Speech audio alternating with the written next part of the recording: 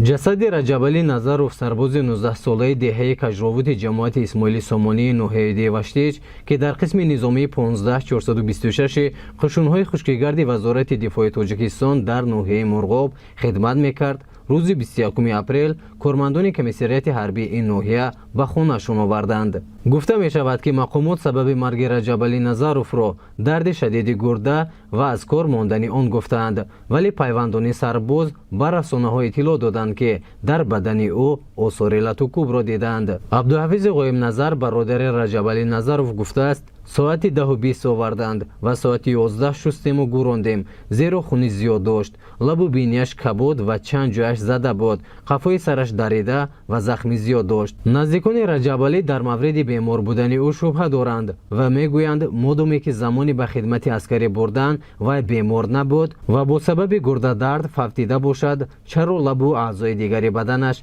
کبود بود. به اطلاع منبع فوت این سرباز را مسئولان مقامات محلی نیز تصدیق کردند. احرار نبیف رئیس دهه کجراوت ناحیه دیوشتیج گفته است که رجبالی را به ناحیه بلندکوه مرغاب بردند و به سبب تغییر باد و هوا نفسگیر شده دلش از کار مانده است و تا حال نتیجه تشخیص طبیبان را ندیده ایم.